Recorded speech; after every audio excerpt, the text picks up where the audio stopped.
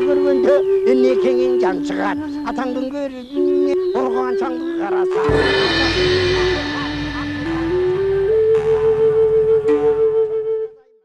Assalomu alaykum урматтуу телекөрүүчүлөр. Кайрадан сиздердин назарыңыздарга башканы коюп манастайт теле долбоорубуздун кезектеги чыгарышын тартуулайбыз. Бүгүн биз студиябызга геология жана минералогия илимдеринин доктору, Кыргыз Улуттук Илимдер Академиясынын академиги Апас Бакирович Бакиров агайды чакырганбыз. Куш келипсиз агай биздин студиябызга. Ошол 1957 жылы ошол институтту, политехникалык институтту аяктагандан бери ушул бир институтта бир жерде эмгектенип келе жатыптырсыз. Ушул 57 жылдан бери мына 63 жыл өтүп атат да. Ошол бир жерде эмгектенип, илимдин кандидаттыгын жактап, докторлугун жактап, корреспондент мүчө болуп, анан баягы академик болуп 2006 жылга чейин ушул институтту жетектеп, андан бери дагы ушул институтта эмгектенип келе жатыптырсыз. Бүгүнкү күндө 85 жашка келдиңиз, э? Ооба, 85 жашым. Ошо 85 жаш кутман курагыңыз кут болсун, агай. Рахмат. Анан мына бүгүнкү күндө биздин коомдо жанагы кум төр боюнча, анан жер үй гени боюнча, солтон сары боюнча бир топ эле баягы талаш тартыштар, ар кандай кептер айтылып жүрөт. Анан ушу геология илиминде иштеп келаткан адам катары айтсаңыз, негизинен айтылып жүрөт да, ушул гендердин баары Союздун убагында эле баягы чалгынданып, аныкталып, каерде канча баягы алтын бар экени, канча күмүш бар экени, канча металл бар экени баардыгы тең аныкталып калган деп. Анан ушул институтта иштеген адам катары айтсаңыз, Кыргызстанда деги кандай баягы элдик турмушка керектүү болгон минералдар, ошондой баалуу металлдардын түрлөрү бар. Ошого токтолсоңуз алды менен агай. Жакшы болот. Советтер Союзу учурунда согуш учурунда деле геология багытына Советтер Союзунда абдан чоң көңүл бурулган. Геологияда иштеп аткан геологторду согушка алган эмес, бронь берип, ошол жердин ичиндеги пайдалуу гендерди изилдегиле, тапкыла, элдин керегине жараткыла деп. Мисалы үчүн ошол согуш астында Хайдархан кени табылып, бирок изилден элек, разведка жүрө элек экен. Согуш учурунда Украинада Никитовка деген сымаптын кенин немистер басып алып, мына бул кенди басып алгандан кийин Советтер Союзунда ок чыгара турган мүмкүнчүлүк болбой калды деп бат эле багынтып алабыз деген кол ушалап турган кезде Хайдархан кенин разведкада жүрүп, одновременно эксплуатацияда жүрүп, ошо шашылыш учурда Хайдархан кени ачылып калган экен. Мындан баштаган себебим, бул жердин ичиндеги кендер абдан чукул учурларда, чрезвычайный учурларда абдан керек болуп калышы мүмкүн. Бүгүн кереги жок, пайдасы жок деп аткан пайдалуу кендер эртең ушундай бир учурда абдан керек болуп калышы мүмкүн. Мисалы үчүн өткөн кылымдын башында бизде түштүктө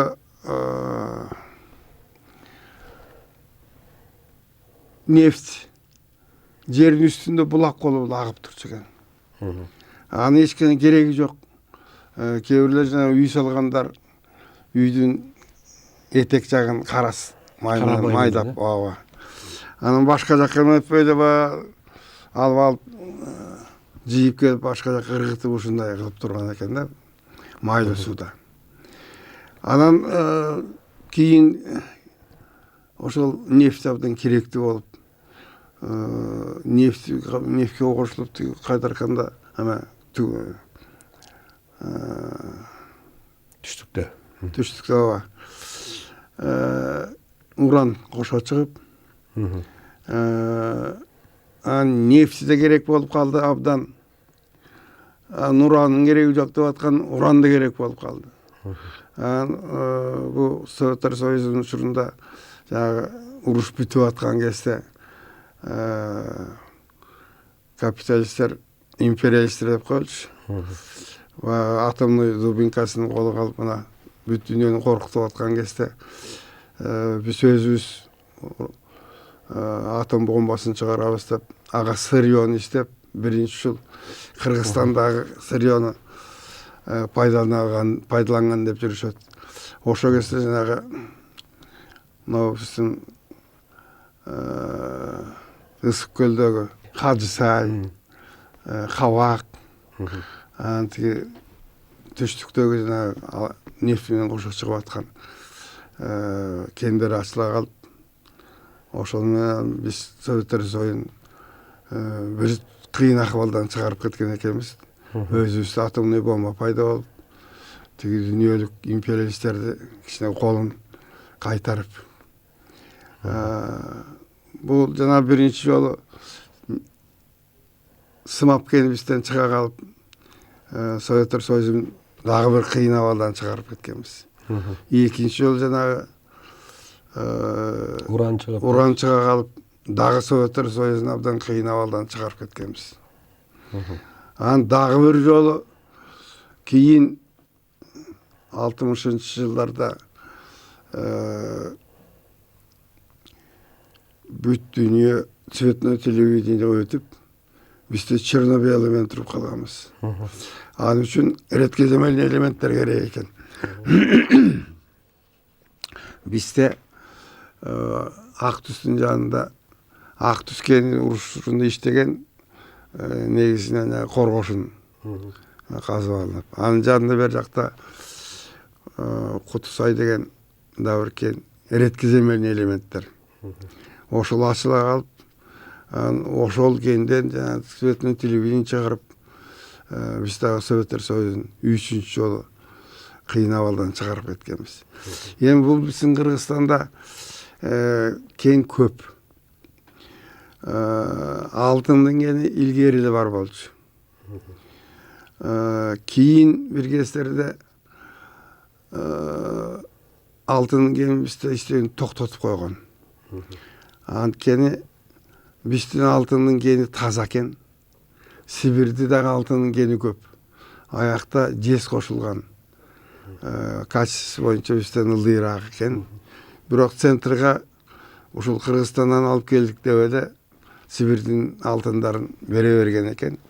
Аякта арзан баанын кымбат баа менен. Токтото коюшкан бир кездерде алтын кен Кыргызстанда болбосун деп.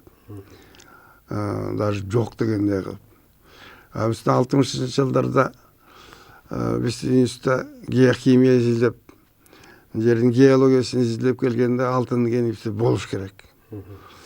Биз ошондо жаш балдар институт геологияда Давлетов деген бир азамат доктор наук болуп ошол алтын кени боюнча. Биз Кыргызстанда күнөстүү гана эмес, алтындуу кен.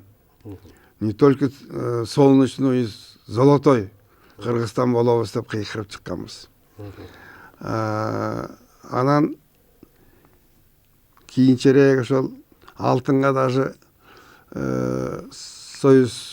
Советтер Союзунда институт, Министерство геологии акча бөлбөй, жана сымапка, сурмага да бөлүп негизинен алтынга акча бөлбөй койгон. Анан кийин биздин геологдор Кыргызстанда алтын кени бар, болгондо чоң кен болот, бар экен деп чыккандан кийин анын кендерди таап бир тобун далилдегенден кийин акча бөлө башташкан. Кыргызстанда алтын кени мындай айтып жүрүшөт, 100 айласында алтын кени бар, промышленный. Анын көпчүлүгү разведка жүрө элек, чалгындоо иштер жүрө элек. Эми ошол иштерди азыр көп жанагы инвесторларга сатып лицензия берип, лицензия мурун бекер эле берилчү. Анан 300 сомго алып эле кагаз оформить эткенге. Анан бекер эле берилчү. Анан кийин лицензияны сата башташты. Анан ошол мурунку жана ачылган пайдалуу кен бар, пайдалуу кен болот деген жерлердин баарына лицензия кылып сатып, азыр ошондон чоң пайда таап атышат биздин өкмөт. Биздин геология тармагынан моунча пайда түштү деген негизинен ошол лицензиядан түшкөн акчалар. Андан бери Кыргызстанда эми кендердин баары эле бар деп койсок болот. Металлдардан алтын, күмүш, калай, Ысык көлдүн сыртында Үч Кошкон, Сары Жаас деген кендер бар. Ал Сары Жааста даже разведка жүрүп, эксплуатация мына болотто фабрикасын салып иштетүүгө бере турган калганда Советтер Союзу жабылып калып иштетилбей калды. Дагы көптөгөн кендер биздин Кыргызстанда бар. Нерудныйдан таш көмүр таш көмүрдөн канча комбинат бар Кыргызстанда.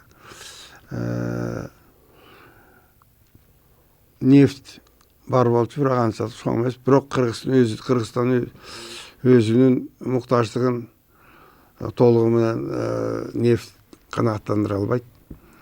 Бирок разведка мына бул жерде кен бар, болуш керек деген жерлер бар. Аларга разведка жүрө элек, терең жерде жатат деген каражат жок да ал токтоп турат. Ага, жана Үч Кошкон кени жөнүндө айтпадыңызбы? Ошол Үч Кошкондогу калай кенин ачкандагы сиздин эмгегиңиз жогору бааланып, алгачкы кен ачкан деген ардактуу төшбелги менен сыйланган экенсиз. Анан 2007-жылы 3-даражадагы Манас орденин алып турсуз. Кыргыз Республикасынын эмгегине, илимине эмгек сиңирген ишмер деген наамга татыктуу болгон экенсиз да. Ушул эмгектердин баардыгы сиздин ошол Кыргызстандагы геология, минералогия тармагын өнүктүрүүгө кошкон салымыңыз үчүн берилип атат да. Албетте. Эми Үч Кошкон жөнүндө айта кетсеңиз ушул. Айта кетейин. Вообще бул илим тармагында кенди мындай издөөгө мүмкүнчүлүк жок. Теоретик жагынан изилдейбиз, жердин кыртышын изилдейбиз, анын түзүлүшүн, өнүгүшүн ушундай өндүрбөйбүз. Ал эми кен ачканга мен катышып калган себебим 3-курста производственный практика деген болот. Ошол жерге барганда мен өзүм рудникте өскөн баламын. Мурун рудникте иштеп жүргөн бир геолог киши, ошол мен барган партияда геолог экен. Ал мени алып алды, мага жардамчы болосуң жүрүү деп эле. Ал поисковый отряд экен. Поиско кенди иштей турган. Ал негизинен мынау шлих деп коет. Суунун сайдын ичиндеги таштарды, кумдарды алып алып, лоток деп коет, бир идишке салып, жууп, чайкайт. Мага айтты, сен ушуну практиканы жакшы өстөрсүр. Поисковик муну билиш керек жууганды. Тренировка кылып жүргүн деп. Үч Кошкон деген жерге барып калдык. Жайдын күнү, июнь айы күн узун барып лагерди тигип орноштуруп койгондон кийин күн жарыга алыш. Мен барып кичине тренировка кылайын деп сайдагы таштарды жыйып алып жууп атам. Жуусам эле кум азайбайт. Баягы лотоктун түбү толтуруп бойдон эле. Көпкө чейин отуруп калсам, Клюшкин деген геолог келип калды. Эми көптөн бери отурасың, эмне деп. Мен лотогумду көрүп эле палаткасынын үстүнө чуркап кетти. Барып соляная кислота, цинковый пластинка деген болот. Ошону алып келип реакция кылса эле оолоба. ой бул оолап отурбайбы деп өзү кайсы жерден алдым, мына жерден алдым. Дагы арка жерлерин алып, өзү чайкап көрүп, анан кычакты көгүм кирип кетти. Кой жаталы деп жаттык. Эртеси таң куланөбөк болгондо мен бир немем бар болчу. Чатырдын четинде жаттым, чатырдын ичинде бар көп кишилер. Четинде жатып, анан эртең таң атканда чатырдын этегин көтөрүп алып, китеп окучумун. Ошентип атсам, ой сен ойго турбайсыңбы? Тур деп мен тургузуп алып эле.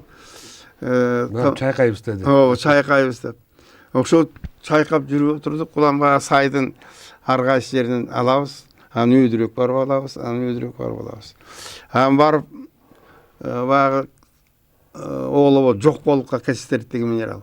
Жок болуп калган жерде мындан ары өйдү жок.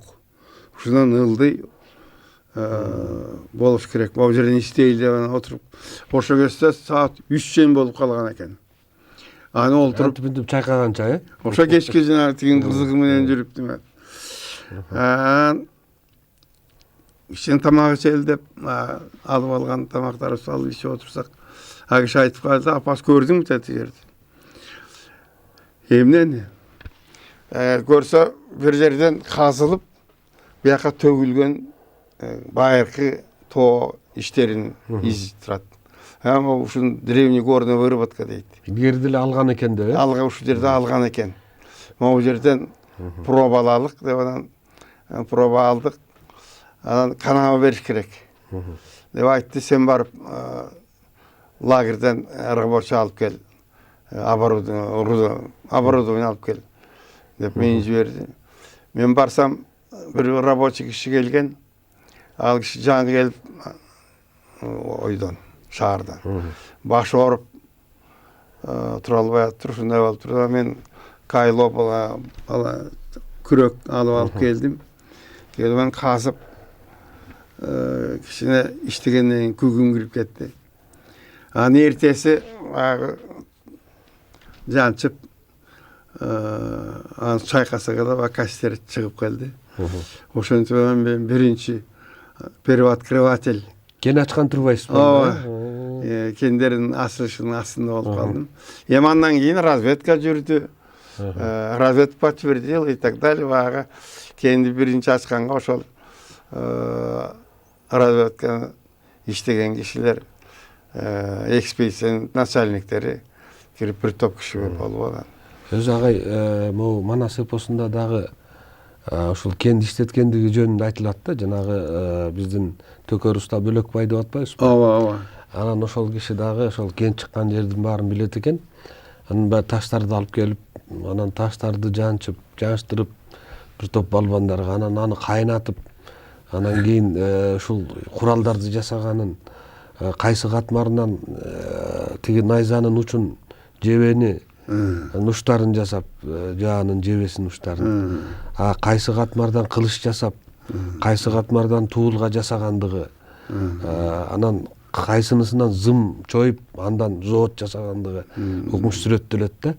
Анан ушул жагынан алганда биздин ата бабалар илгери эле ушул кенди таанып, кайсыл рудадан алганын айтылат да. Анан могу орус окумуштуу тарыхчылар бар, археологдор, Соловьев деген, ошол дагы байыркы кыргыз куралы деген Сибирден чыккан китеби бар, Новосибирскинин. Ошондо дагы айтып атат да, байыркы мезгилдерде орто кылымдарда кыргыздар кенди иштете билген. Алар кенден бүгүнкү күндө ошол бүгүн жанагы Магнитогорск эме деген шаарлар бар го, баягы кен иштеткен. Россияда ошол жерлерде байыркы мезгилде ошо Алтайда, Енисей бойлорунда ошо кен эметкен, эриткен котелдордун табылгандыгы тууралуу айтылат да. Анан ушул жагынан алганда кыргыз элинде байыркы мезгилде эле геологдор, минерологдор сизге окшогон илимде ошол баягы академия болбосо дагы ошол илимий деңгээли бар, билими бар адамдар болгондугу тууралуу айтылып келет да. Анан агай айтсаңыз, мынакей Совет доорунда бул бир чоң мамлекет болуп, Москвадан башкарылып, Москвадагы Илимдер академиясынан филиал катары Кыргызстанда ачылып, анан ушул жерде баягы ар кандай институттар ачылып, изилдөөлөр жүргөн да. Бүгүнкү күндө биз эгемен мамлекет болдук деп атабыз. Эгемен мамлекет болгондон кийин ошол биздеги ошо Союздан калган институттар да Союздан калган. Бирок эгемендүүлүк алгандан кийин өз алдынча ушул эгемен Кыргызстандын Илимдер академиясынын, улуттук илимдер академиябыздын институттары болуп калдыңыздар да. Анан ушул бүгүнкү күндө илим ушул жаатта, сиздердин жаатта кандай өнүгүп атат, анын эл чарбасына болгон, мамлекетти өнүктүрүүгө болгон пайдасы канчалык?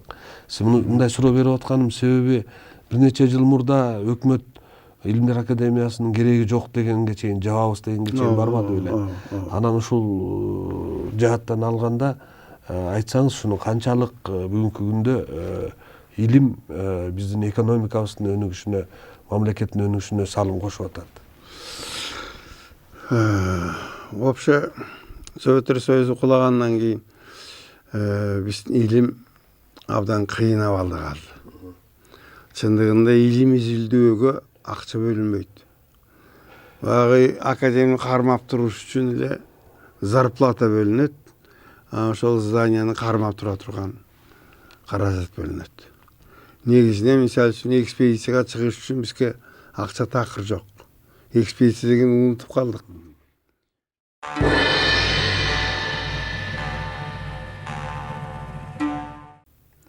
Азыр геологияга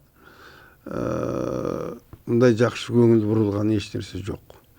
Мурун Министерство геологии, управление геологии, комитет по геологии деген организация көпүлдөп, жылга экспедицияга чыгып, жыйып келген материалдарды талкуулап, геологдордон чогулуп алып, кызыл чекеп алып, ушинтип ушу азыр алдан эчтеке жок.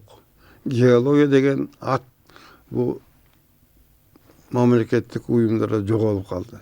Министерство промышленности, энергетики и освоения недр деген бар. Ошо освоение недринин ичинде, освоение недринин ичинде негизинен разработка, горное дело. Горное делону көпчүлүк түрдө геология менен алмаштырып жүрүшөт. Геология горное дело эмес, геология астында жүрө турган эле. Геология жакшы көңүл бурулбай калды. Ошон үчүн кен ачылбайт. Мурунку кендерди, ачылган кендерди, мен айткан чекчүү жерлерди сатып эле ошол жерден эметип оокат кылып атышат. Эми вообще геологиялык карта түзүлүш керек. Ар бир 10 жылда бул геологиянын теория өзгөрүлөт, багыт өзгөрүлөт, жаңы фактылар ачылат, жаңы теориялар ачылат. Ошон үчүн ошол жаңы көз караш менен 10 жылда бирден карта чыгып туруш керек. Бирок азыр бизде кечээ эле угуп калдым. Биздин геологияны башкарып турган кишилер бизге геологический картанын эмне кереги бар? Кереги жок деп айтканын угуп калдым. Калп ичине экенин билбейм. Чындыгында геологиялык карта бул геологик иштердин жүрүшүнүн башаты. Ошо картага карап туруп, мына бул жерде мындай кен болушу мүмкүн. Прогноз жүргүзүү болот. Эми биздин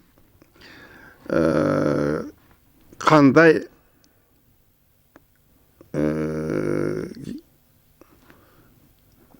геология, мисалы мен башка багытты албай эле коеюн, геология багыты боюнча эл чарбасына эмне беришибиз мүмкүн. Эми теория жагынан металлогенический карталар түзүп атабыз.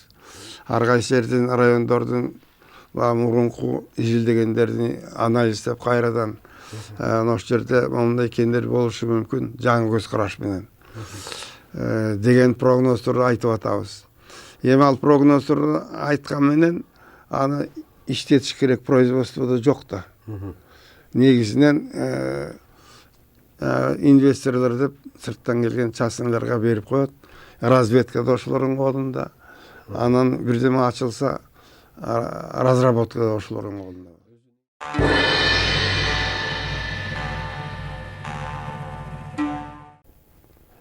Эмне айтсаңыз, ошо мына Советтер Союзу баягы тарап кеткенден кийин биз өз алдынча эркин мамлекет болуп эгемендүүлүк алгандан кийин ушу улуттук илимдер академиясына, анын ичинде геология институтуна дагы мамлекет тарабынан каржы бөлүнбөй калды деп атпайсызбы? Айлык менен эле имаратты кармоодон башка бюджеттин статьясы каралбай калды деп. Анан ушундай мезгилде баягы орус элинде свято место пусто не бывает деп айтат эмеспи? Анысындай баягы сиздер аткарган иштерди баягы черный геологдор же черный археологдор, черный копательдер деп дагы айтылып жүрөт. Ушулар ээлеп калышты да. Анан бул жерде жанагы карта боюнча айтып атасыз, сиздер бир мезгилде карталарды түзүп, ошол карталар боюнча иш кылсаңыздар, булар өз алдынча эле баягы разведкаларды жасап, анан ал жерден кандай кен чыгып атат, эмне калып атат, муну контролдогондо эле адамдар жок болуп калып атат да. Балким инвесторлор ошо акча берип жасатып аткандар билсе керек. Жалпы мамлекет үчүн деле мунун канчалык пайдасы бар экенин эч ким билбей калды да. Анан ушул боюнча дагы оюңузду айтсаңыз агай. Советтер Союзу кулагандан кийин илим тармагы кыйнап калды. Мен башка институттарды айтпай коеюн, геология тармагындагы илим жөнүндө айтайын. Бизде экспедицияга каражат бөлүнбөй калды. Биздин геологдор управление геологии деп койчубуз, министерство геология. Ошолордун геологдору экспедицияга чыкчу. Биздин геологдор ошолордо рабочий болуп катталып алып, бирок геологдордун ишин иштеп, алардын ишин иштеп, өзлөрүнүн материал жыйып келип, ушинтип окутуп атканбыз. Андан сырткары бу МНТЦ деген пайда болду. Международный научно-техническое исследование. Ошол боюнча грант утуп алып, бир аз акча пайда болуп, анда коллаборатор бизде Япония болуп, Япониянын жардамы менен бир топ жыл биздин геологиянын бир бөлүгү ошол жакта иштеп калды. Башка дагы ошондой сырттан келген акчалар менен кийинки жылдарда киргиз-китайский бир центр түзүлүп, негизинен суу боюнда, экология боюнча, дагы пайдалуу кенler боюнча ошондой акча бөлүнүп, ошолордун жардамы менен иштеп атабыз. Таптакыр отуруп калган жокпуз, булардын жардамы менен иштеп атабыз. Экинчиден, бу сырттан келген инвесторлорго эң эле ыңгайлуу, пайдалуусу алтын экен. Ошолор алтынга келишет, алтынды казып алып, оңойдо алып кеткөнгө ыңгайлуу экен. Ошол менен алтын негизги багыт алтын болуп калды. Чындыгында Кыргыз жери алтынга эмес, башка көп түрлүү кендерге бай. Мисалы үчүн волластенит деген бар, глауконит, трепел деген. Мисалы үчүн глауконит деген айыл чарбасына, мал чарбасына абдан керектүү экен. Жер семеткич катарында. Ал азыр зеленый технология, зеленое земледелие деп атпайбы, органическое земледелие деп. Экологический жагынан таза, башка нерсе кошулбаган. Бу глауконит деген минерал жерге себилип кеткен уулуу заттарды кайра соруп алып, ошону тазалайт экен. Жердин кыртышты тазалайт турбайбы? Кыртышты тазалайт экен. Таза чөйрөгө таза жакшы микроорганизм өсөт экен. Микроорганизм жардамы менен макро өсүмдүк жаныбарлар өсөт экен. Ошонун негизинде жанагы глауконит деген минерал бизде ала бука менен Чаткал райондорунун ортосунда ушундай кен ачылып атат. Аны иштетти, теориялык жагынан, академический жагынан химический составы айыл чарбага изилдеп көрдү. Биздин айыл чарба институтунун лабораториялары. жер семірткенге мисалы үчүн кызылчага, картошкага неме көрсө кызылчанын канттуулугу 50% өсөт экен. Мисалы үчүн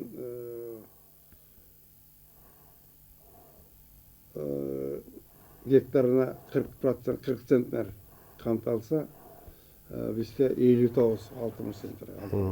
Биртөө эле көбөйүп турбайбы анда, ошол пайдаланганда? Көбөйүп атат да. 50%. Картошканын да өнүмдүүлүгү чоңойот экен. Анан дагы азыр эсимде жок. 202 миң сом гектарына сверхприбыль катарында. Сүттүүлүк өсөт экен. Сүттүн майы өсөт экен малга берсе. Андан дагы түшкөн пайда абдан көп. Буга даярданып келбептир. Менде отчеттор бар. Агай, керектүү. Агай, бул өтө жакшы экен. Мисалы үчүн жанагы минералдын өзү берилбейт да, ошол минералга өскөн өсүмдүктөрдү малга бергенде сүттүүлүк өсөт, Минералдын өзүн талкалап туруп эле жемге аралаштырып беребиз. жемге аралаштырып туруп берет экен. Бул дагы бир четтеме турбайбы? Ооба, ошондо жанагы жемдин сиңиримдүүлүгү да өсөт экен. Мисалы үчүн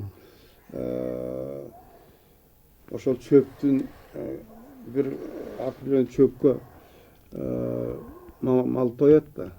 Муну бергенде анан азыраак чөп жеп тоюп калгандай. Аяктан да пайдалуу болот экен. Общем, абдан көп пайдасы бар экен. Ал жөнүндө бу топурактануу үстүндө изилдеш жок. Почвоведение. Зоотехникалык. Зоотехники деген бар го. Ооба. Ошондо Пономаренко деген киши опыт жүргүзүп биз менен кошо абдан чоң пайдалуу экен деп ошол опытын улантып атат. Агай, жана сөздүн башында айтып кеттиңиз, согуш жылдарында ошол кыргыз чергесинен уран дагы гени чыккан экен депчи. Бүгүнкү күндө ошол уран гени чыккан жерлер кандай болуп атат? Элибизде жанагы сууларда баягы Итишпестин көлү деп койгон, же болбосо Сасык булак деп суун ичкен эмес да. Ошол жерлерде бир кандайдыр бир минералдар, бир заттар чыкса керек да, ошол себептен жанагындай аталса керек. Анан ал эми уран баягы 235 изотоп деп айтышып калышат го. Анан ошо Кыргызстанда чыгат экен деп көп эле айтып жүрүшөт да. Анан бүгүнкү күндө ошол гендер эмне болду? Иштеп атабы же жабылып калынганбы? Ошол Советтер Союзунун иштеп аткан уран генine баары жабылган. Жабылган, Ооба. Негизинен казып алып бүттү деп жабылган да. Эми бизде азыр бир момундай тенденция деп коелу. Опшо дүйнө боюнча алармист деген бар. Алармист деп баарын эле жамандап эле кокуй дегендер чыгып атат да. Бүт дүйнө боюнча чыгып атат. Ала качып эле мисалы үчүн экологический ситуацияны апыртып жапыртып ошону акча табыш атышкан. Саясатташтырып алган дебейсизби? Ошондой абал биздин Кыргызстанда кен тарабында турат. Өтө көп. Кен деген барды жаман экен. Кен казуу деген токтотуш керек. Зыян экен деп, Зыян экен деп. Уран чыккан дегендерди деле эми анын технологиясын колдонуу, зыян келтире турган жерлердин баарын алдын ала иштеп, ар кандай мероприятияларды колдонуп иштесе, баарына алууга болот. Бирок бизде жанагы кокуй бул минтип кетсе эмне болот, тигинтип кетсе эмне болот деп эле адамдарга зыян экен деп айтылып атпайбы? Бүт эле зыян жагын көрүп эле, пайдалуу жагын ыргытып салып эле биздин жанагы уран гени бу кызыл омпулдо. Кызыл омпулдо уран генин токтотуп коюшту. Чындыгында ошонун жакшынакай технологиясын өздөштүрүп, алып келип иштете берсе болмок, бизге пайдалуу алып келмек. Кара балтага Misal üчүн Казакстандан кенди алып келип жууп, тазалап жатышчу азыр токтоп калды окшойт, билбейм. Ошондой эле биздин тиги кызыл омпулдан акырын чачпай, жыйбай неметип алып барып ошол жактан уранды чыгарып алса боло бермек. Андан сырткары ошо алтындын кенинде эле таптатынакай сонун алтын кенинде эле ала берсе болмок. Кумтөрдү эми кумтөрдү кээде аша чаап кетип атышат. Жанагы кокуйлар. Алар эместер менен кокуйлар деп коеюнчу. Тим эле коркутуп эле бул муздун баары көчүп кетти. Муздун баарынын бизге абдан пайдасы көп эле. Мөңгүлөр эрип кетти деп, Мөңгүлөр эрип кетти. Ушунун баары пайдасы көп эле. Алтындан бизден суу пайдалуу деген ой менен эле неметип атышат. Анда технологиясын жакшылап пайдаланып кетсе. бирок баары эле жакшы болмок агай. Бир чети баягы келишимдер түзгөндө Кыргызстандын пайдасына эмес, башка инвесторлордун пайдасына түзүлүп калган келишимдерди көргөндөн кийин жанагындай абал түзүлүп атса керек деп ойлойм да, ушул жагынан. Бул ушул биздин баягы Советтер Союзу кулап кеткенден кийин специалисттерге жол тийбей калды. Геологдор, горняктар сыртта да калышты. Жанагы тиги договор түзгөндөр, анан пайда алгандар бүт башка специалисттер. Ишкерлер. Ошон үчүн эгерде специалисттерди ордуна коюп, монда иштеткин десе, алар баягы технологияларын орду менен иштетип, орду менен дегенде муну алалы, анан кийин муну алалы деп хищнический способ деп коебуз бизде. Бул сырттан келген капиталисттик өлкөлөрдө дайыма хищнический способ жырткычтык менен кенди казып алуу. Алдуу күчтүүлөр ошону баса калып, өзүнүн пайдасы үчүн көбүрөөк колдонуп жүргөндөр. Сиз айткан кумтөрдө күмүш бар. Сырттан келген күмүш баасы азыраак ылдыйраак да алтынга караганда. Күмүштүн эмне кереги бар дешип. Ошондой ошол жерде вольфрам бар. Вольфрам эмне кереги бар дешип. Алтын өзү пириттин ичинде. Пирит фермес сера көп. Ошол серный кислотаны пайдаланат тиги тоо кенинде ажыратып. Кээде ошол серный кислотаны самолет менен Канададан ташып бир жерде учур болгон, Екатеринбургка токтой калып самолет. Андан учурбай, анткени анын ичинде бочкаларда кислота бар экен. Эми ошол серный кислотаны биздин ичинде пиритти пайдаланып, бул жерден химический завод куруп, бул жерден эле чыгарса болмок. Башка жактан алып келбей эле өзүбүздөн деле жазса болот экен да. Өзүбүздөн жазса болмок. Расходу 50 күн бир. Бияктан келген каражат, бияктан кетирген каражат бирдей экен. Бияктан келген каражатты иштетсе, биздин Кыргызстанга пайдалуу болмок. Биздин химический багыт тармак өнүкмөк да. Өзүбүздүн кадрлар пайда болмок. Адам сырттан келген инвесторлорго өзүнүн Ташып келгени пайдалуу да. Ташып келгени пайдалуу, анткени өзүнүн химикалык багытын өнүктүрөт, өзүнүн кадрларын өнүктүрөт, пайдасын көбү өз жагына кетет. Анан акча да ошол жака кетип атпайбы? Акча да ошол жака кетет. Түгүл дегенде тамак ашты, этти, алманы сырттан ташып келет. Сууну да ташып келишти да. Анан кийин дагы биздин немелер неметип атып, кокуй деп бул жерден алып калышты. Агай да айтып бериңиз. Ошон үчүн могу кендерди пайдаланганда кендерди билген кишилерге бериш керек. Кенди билген кишилер бүт эле сыртта калышты. Бияктан кат жазып атабыз, протест жазып атабыз. Момундай кылыш керек, кыйкырып. Ал катты караган киши жок. Президентке жазабыз. Өткөн жолу ошол биздин каттарды караган президенттин алдындагы бөлүм иштеди. ошон бирок ошондогу алынган жыйынтык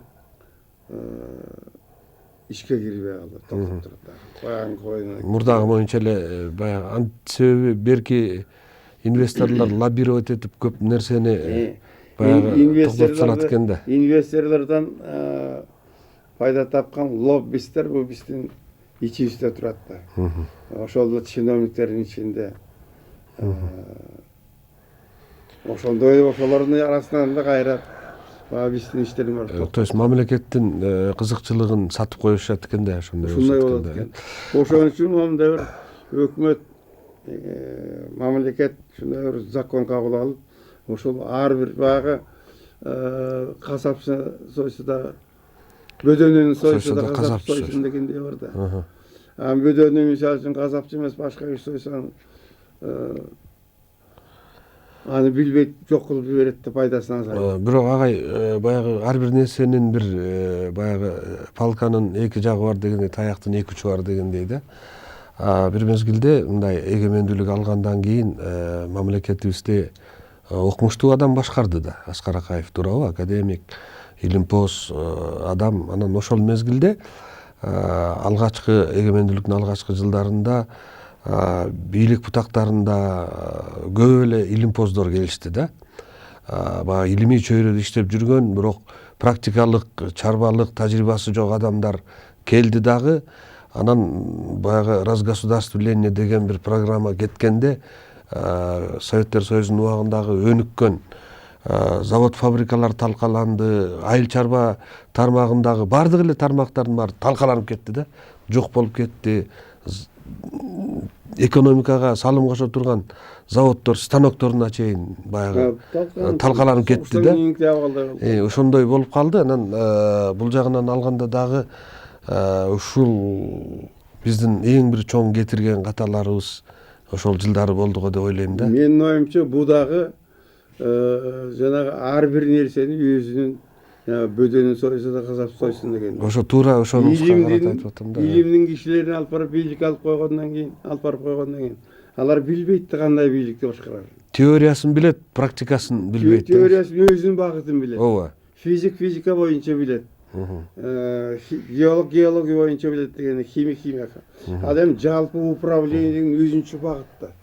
Өзүнчө кезип, ошол жакты көп жылдардан бери иштеп аткан кишилер башкарыш керек. Мисалы үчүн Казакстан, Өзбекстанда мурун иштеп келген, башкарып келген кишилер улантып кетишти. Алар өзүнүн биздикиндей абалга келтирген. Бизде болсо бул деле жанагы туура эмес. Кадрлар туура эмес пайдалануу, туура эмес пайдалангандай болуп калды. Акаев ошол жака барбаш керек болду. Агай, эми мынакей ушул баягы союз тарагандан кийинки мезгилдерде эгемендүүлүктүн алгачкы жылдарында Кыргызстандын бир атласы, географиялык атласы түзүлгөн да. Ошол атласты түзүүгө сиздер да катышкансыздар, сиз да катышкансыз туурабы? Жок, мен катышкан эмесмин анда. Мен кээ бир там ошол бөлүктөрүндө геодезия боюнча, геология боюнча карталары бар экен. Анан мен ошол себептен айтып атам да. Эми анда негизинен эки атлас эки томдон турган. Биринчи тому ошол жаратылыш байлыктары жөнүндө, жаратылыш түзүлүшү жөнүндө. Ар тармагы. Мында геология бар, география бар, зоология бар, ботаника, барлык тармак камтылган. Эң сонун атлас болгон, бирок тилекке каршы баягы саны аз болуп калган. Бул эми баягы пайдалануу үчүн атайын баягы мындайча айтканда кызматтык пайдалануу үчүн гана чыккан карталар болуп калган да, атлас. Ооба, негизинен бул илимий атлас болгон. Агай, анан муну сиздин тираж деле жакшы, 1500 тираж болуш керек эле. Анысы да жакшы. Экинчи том социальный жагы болчу. Аны улам багы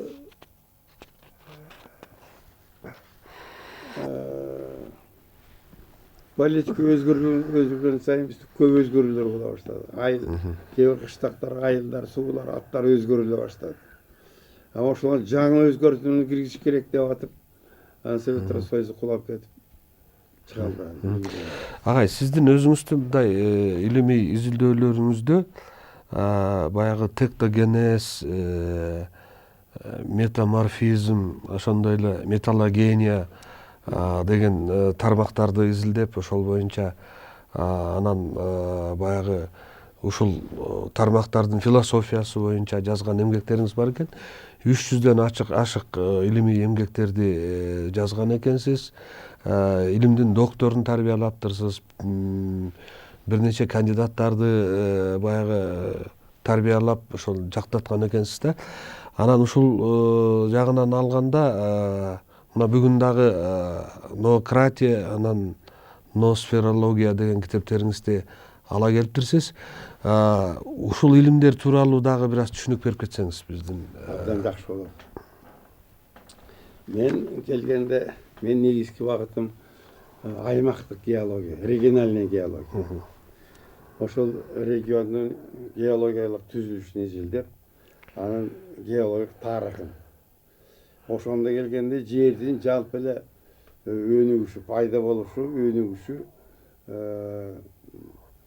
өткөн тарыхы, анан келечекте кандай болот деген чоң сурооту болот экен да. Ошол жердин өнүгүшүндө мен ошону мындай жакшылап айтып берейин деген. Ооба. Ошону түшүндүрүп берсеңиз биздин көрөрмандарга. Ноократия деген, ноос деген өзү акыл эс, разум деген сөз экен. Жердин өнүгүшүндө жаңы жаныбарлар улам келип олтуруп, мындай onu айтайын деген экен, мына айтайын. Мен дегенде бул система деген эмне? Вообще бүт мындай түшүнүк болуп калды. Система представляет собой форму представления материи. Форму существования материи. Демек, материя деңили определениясы деңили широкий. Бирок ал представлен система. Ар бир нерсе система. Китепте система, менде система, сүстөлдө система, барлык нерсе элементарный частицадан баштап вселенныйга чейин бири-биринин ичине бири-бирине кошулган многоуровенный, иерархически встроенный система да. Ошол система изилдеп келгенде мен бир формула таптым. Ар бир система энергия менен нерседен кубатталып турат, энергия нерсе оболочка, пространственная оболочка, аймак пространственный ушундай. И ошого андан айрылмасыз, айрып алгысыз энтропия информационный. И убакыт менен бекембей жаткан. Ушул эки түзүлүш. Бирөө материальный, энергия менен нерсе менен кошулган пространство. Экинчиси нематериальный, энтропия информационный. Эми ошол энтропия менен информация ошол системанын жүрүш турушун аныктай турган багыт. Ошол форманы тапкандан кийин ошону жерге пайдаланып көрдүм. Жерде дагы өзүнүн вещество, нерсе, энергиясы бар. И өзүнүн энтропия информациясы бар. Ошол энтропия информация өнүгүүнүн көргөзүп турат. Информация дегенибиз, энтропия дегенибиз эмне? Информация дегенибиз мера организованности дейт. Түзүлүүнүн, уюшулуунун тууралуу маалыматтар, уюшуунун өлчөмү да. Эми ошол уюшууга эмне кирет? Уюшуу, бири-биринин ыңгайлашуу, система, мисалы үчүн кол, бут, дене, баш бар. Бири-бирине байланышпаса, бири-биринин ыңгайлашпаса, система иштебейт. интеграция биригүү анан ошол бар чогулуп синергетический деп коет экен, чогулуп коллективный иштейт экен да. Ошол болбосо болбойт. Энтропия дегенибиз тетризинче кайра чаржайып дезинтеграция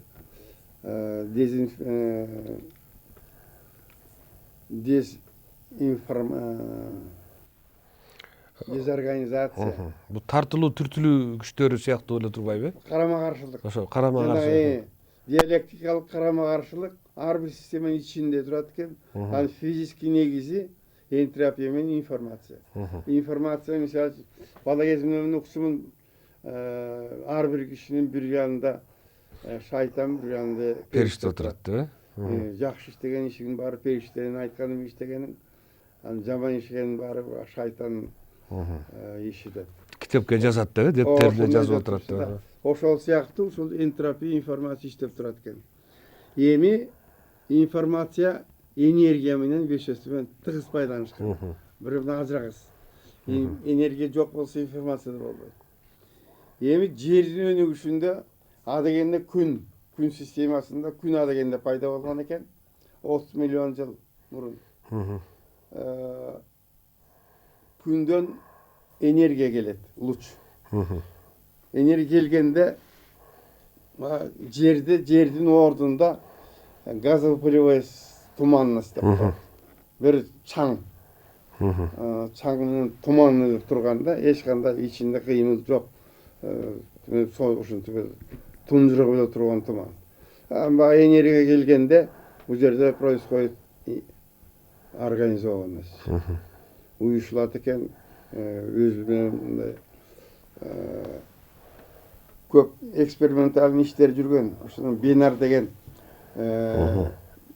кишинин аты менен белгиленет сота сыяктуу мисалы үчүн 6 бурчтуу нерселер пайда болот экен дагы. Ошолор Аарынын уюгундай болуп, бири-бири менен байланышта болуп турат турбайбы? Аарынын уюгундай болуп, ошолор бөлүнө баштайт экен. Тумандын ичинде ошолор бөлүнүп, анан алардын ичинен тартылуу күчтөр пайда болуп, анан кийин аккреция болуп жер түзүлгөн экен. Жердин түзүлүшүнө да информация негиз болгон экен. Кийин информация бөлүнүп, кийин жер өзү жер болуп планета катары өнүгө баштаганда жердин материальный жагы да өнүгө баштайт. Так, тело. И жердин нематериальный багыты дагы өнүгө баштайт. Мында неравновесный, сильно неравновесный система деген бар. Энтропия азая түшөт экен, информация көбүрөөк роль ойнойт. Ошол информация жердин түзүлүшүндө улам концентрация коюп бирден чогулуп турат экен да. Адегенде ландшафтный система пайда болду жердин үстүндө. Асмандын жарыгын биринчи алып информацияны өзүнчө чогултуп. Анын негизинен суу пайда болду, гидросфера. Гидросферада азыркы кийинки учурлар изилдеп атышат, аныктап атышат. Информация көбүрөөк экен башка нерселерге караганда.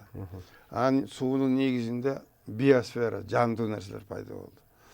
Жандуу нерсе дагы өнүгө баштады. Адегенде бир клеткалуу ядросу жок. Протокариота деген. Протокариота минерал. Бир клеткалуу жаныбар. Ал 2 миллиард жыл өкүм сүрдү, башка неме кошпой.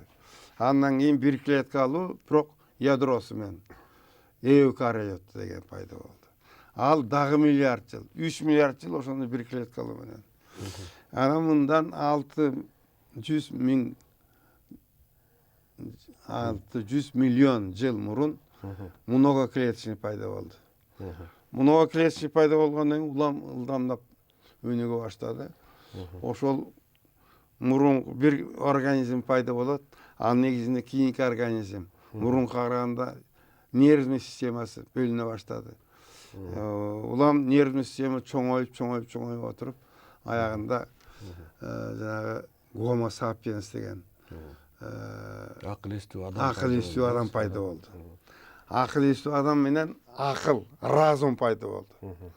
Разум өнүгүүнүн багытын таптакыр өзгөрттү.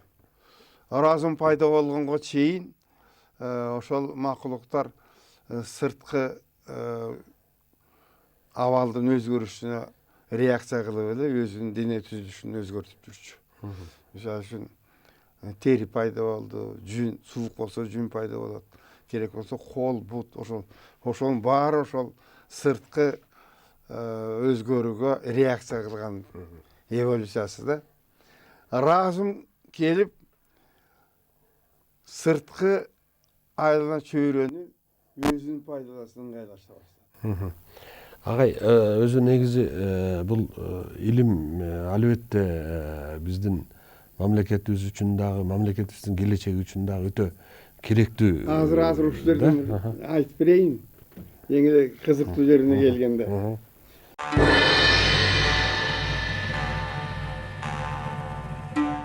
Жанагы айлана чөйрөнү өзүнө багынта баштагандан ага өзүнө курал жасаш керек. Таштан жасалда дегенде. Анан металлдар кирди, анан азыркы күнгө чейинки чоң илим, техникага өзүп, ошол разумдун өнүгүшү. Разумдун өнүгүшү айлана чөйрөгө абдан күчтүү таасир тийгизе баштады. Ошол таасир тийгизген учур производящее хозяйство, өндүрүүчү хозяйство пайда болгондон кийин ноосфера пайда болду. Жердин ноосфера бул искусственно созданный жер жүзүндөгү сфера. Эми ноосферанын кээ бир айтат пайда болду, кээ бир айтат жок боло элек. Ноосфера дегенге биз башкара башташыбыз керек эле ушундай. Жетелекпиз дагы. Жетелекпиз да. Анан Россиянын бир окумуштуу Семенова деген аял айтып чыкты. Ноосфераны эки бөлүккө бөлүш керек. Биринчиси башталышы стихийно башаламан келип өзүнүн өзү түзүлүп калды. Ошону биринчи несовершеннолетний. Несовершеннолетний кыргызча эмне дейбиз? Баралына жетелек. Баралына жетелек стадиясы. Экинчи стадиясы совершеннолетний болуш керек. Бул уже биз башкара ала турган. Акыл эс өзүнүн кадимкидей башкарып кете турган мезгил болуш керек. Ошону совершеннолетний деп атайлы деп. Ошону мен айттым ноократия деп атайлы деп. Но баягы разум, кратия баягы власть, управление. Ошого илимдин, билимдин, техниканын негизинде башкарыш керек деп элечүбүз. Кийинки жылдарда жаңы технологиялар пайда болду. Нанотехнология дегендер чыкты. Ооба. Анын жардамы менен каалагандай формада, каалагандай багытта ошол нерсени өзгөртүп алат. Майда бөлүкчөлөрдү баягы бириктирип чоң бир нерсени жасаганга, Ооба, ошонун даже здание куруп атат. Машина куруп алсаң болот. Машиналар курсаң, мисалы үчүн машинанын тетиктерин өзүнчө куруп. Азыр жана 3D принтер менен үйлөрдү салып атпайбы? Ош 3D принтер как раз ошол нанотехнологиянын бир бөлүгү да. 3D технология менен үй салып атат. Ал эми техниканын размери жетпеген клеткалар салып атат. 3D жардамы менен жасалган клетка организм жашап атат ошол кезде. Демек, биотехнология, молекулярный биотехнология, нанотехнология. Адамдын ошо медицинский нанотехнология деген чыгып атат. Адамдын ичинде мисалы үчүн адам эмне үчүн карыйт? Адамдын клеткаларына тамак жетпей калган учурда алар кургайт, өлөт. Өлгөн клетка ошону жейип отуруп адам негизинен карыйт экен. Тамак эмне үчүн жетпей калат?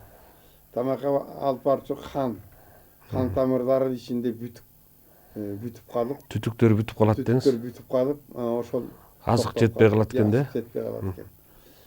Жана бляшка, мисалы үчүн инфаркт, инсульт деген бар ошондон экен. Эми нанотехнологиянын жардамы менен наномашиналарды, Misal üчүн роботторду жасап, роботтор чоң эмес, ошол молекуланын атомдун өлчөмүндөгү роботтор жасап, алар барып организмге жиберсек, қан тамырдын ичиндеги бөлтөк сүлтөктөрдүн баарын тазалап, ар бир клеткага қан жеткирип, организмге кургап калган клеткалар кээсин оңдой турган оңдоп, болбосо жаңы клетка жасап, нано 3D технологиянын жардамы менен адамды жакшын узарта турган. Бул эми келечекте Кудай буйруса өзүнүн үзүрүн бере турган багыт болуп атат да. Мисалы үчүн машина, жана айдап жүргөн машина өткөн кылымдын башында эле пайда болгон. 100 жылдын ичинде машина, ракета пайда болду. Космоско учуп атабыз. 100 жылдын ичинде. Азыр водители жок өзү эле жүргөн машиналар чыгып атат. Такси болуп атпайбы азыр? Дубайда, Америкада. Жардамы жок, өзүнөн өзү жүрө турган. Программа берип коет, болду ошо программа берип коет. Даже кийинки учурларда адам башкара турган машина коркунучтуу экен. Ошон үчүн адамга отурууга тыюу салыш керек. Өзүнө турган машина менен жүрүш керек. Коопсуз технологиялар деңиз. Агай абдан ылдам иштей турган компьютерлер коет экен да, алар эң эле ылдам реакция болот, коркунучтардан сак болот. Агай, сизге дагы бир суроо берейин деп турам. Мына илим менен баягы катар эле искусствону дагы, кыргыздын комузчулугун дагы аркалап келатасыз. Өзүңүздүн чыгарган күйлөрүңүз да бар экен. Баягы дүйнөнүн бир топ мамлекеттеринде илимий конференцияларга барганда ушу комузуңузду ала барып, ошол жердеги чет өлкөлүк коллегаларыңызды дагы ушу комуз күйү менен кыргыздын руханий байлыгы менен баягы тааныштырып келет экенсиз да. Ушу комузчулукка кандай болуп келип калдыңыз, комузду кандай үйрөндүңүз, канча күйүңүз бар, деги эле канча күү чертесиз, ушулар боюнча бир айтып берсеңиз. Эми комуз кийинки учурда калып калды десем да болот. Ал китептин үстүндө жүргөндө бул тынчтык бербейт экен. Каякта жүрсөң, мына жерин момундай кылыш керек, мына жерин мындай кылыш керек деп. Убакыттын баары буяка кетет экен. Эми комузду кандай үйрөнүп калдым? Мен тиги мектепке 3-класста эле комуз чертип калдым. Менден улуу агам Абил деген комуз чертчү. Андан комуз үйрөнөбүз деп жолдоштору келип, анага комузду тиги жерден момундай бас, бул үндү чыгарыш үчүн болбосо салаңды мындай бас, ал жерге алып кел деп ушу үйрөтүп эле жатчу. Алар кеткенден кийин алар угуп отуруп, карап отуруп, анан өзүңүз үйрөнгөн турбайсызбы? Комузду неметип ошону үйрөнүп. Анан обондорду кичинекей подбирать этип, үйдө апам отурат. Обондорду неметип, апа окшоштубу? Окшошто, мен чертип койт.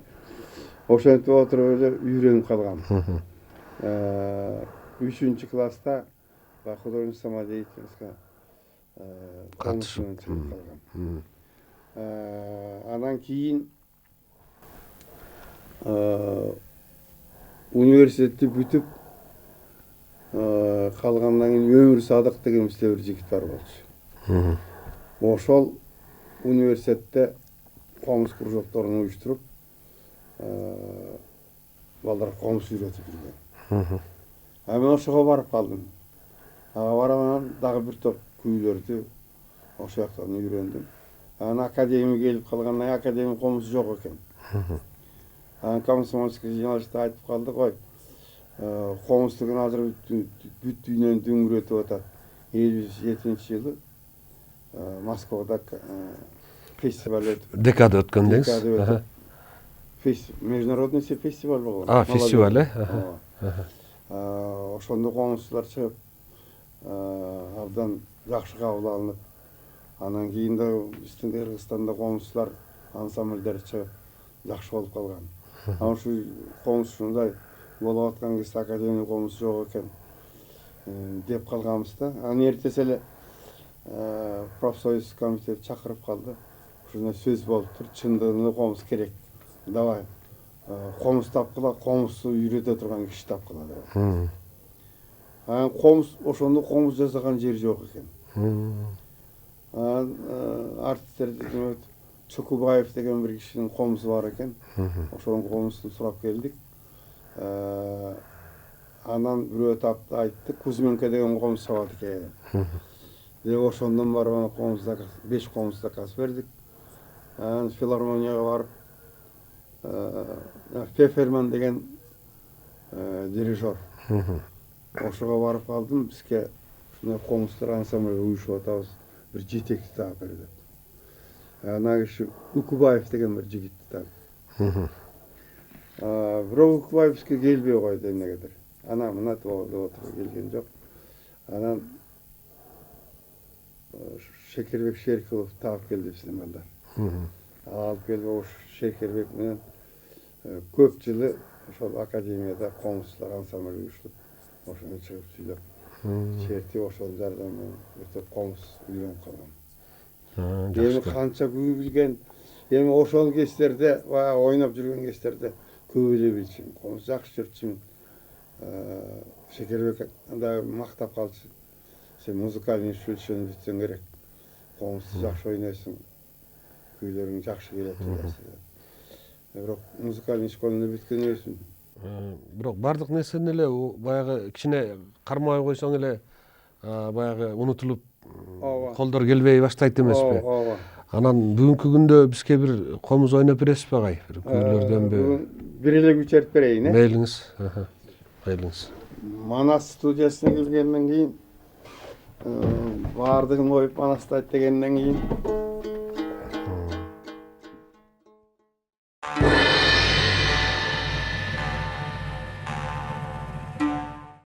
Кайсы күн чертесиз? Чоң казат деген бир күй бар. Чоң казат? Жакшы. Ана дегенде Өзүңүздүн күйбү? өзүм ошол манасчылардын обондорунан чогултканмын да.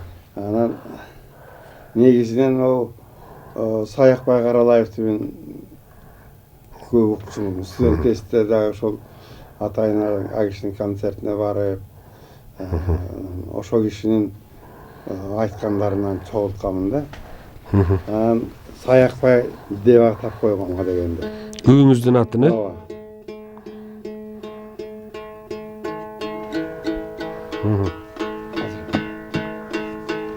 Анан бир кишилер отуруп, бул күйдүн атын бир кишинин атынан койбойт. Анын чоң казаты беле койбойсуңбу? Деп анан чоң казат болуп калды. Эми бул менин оюмча 4 бөлүктөн турат. Дегенде баягы Каркарадагы Көкөтөйдүн ашынан кийин Кытайлар Кыргыздын малын чаап, жылкыларын айдап кеткенден кийин Манас хандарын чогултуп алып, эмне кылабыз? Бизди кичинекей басмырлап кетти. Оюңарды айткыла. Деп анан биринчи бөлүгү ошол. Кеңеш. Анан экинчи бөлүгү талкуу ошол ой. Кыргыздар аз элбиз. Эмне кылабыз? Бул жерде калалы, тимеле коелу. Бирөөлөр айтты, ой, намыстан көрө намыс өлгүчөктү өзүбүз өлөбүз.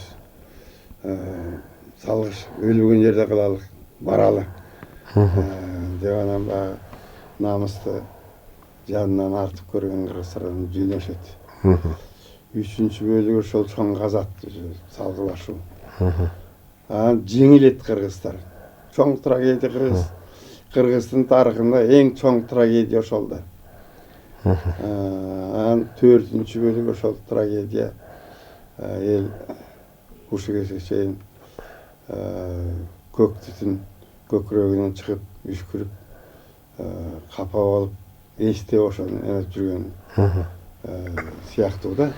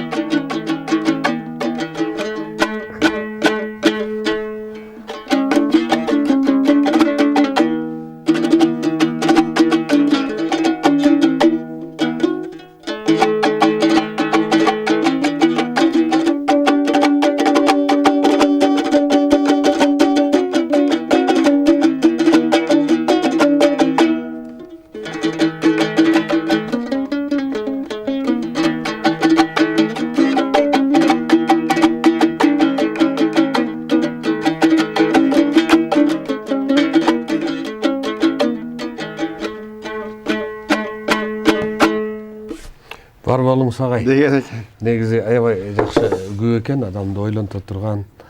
Мынакей сиз менен бир пас эле 1 сааттан ашык убактыбыз өтүп кетти.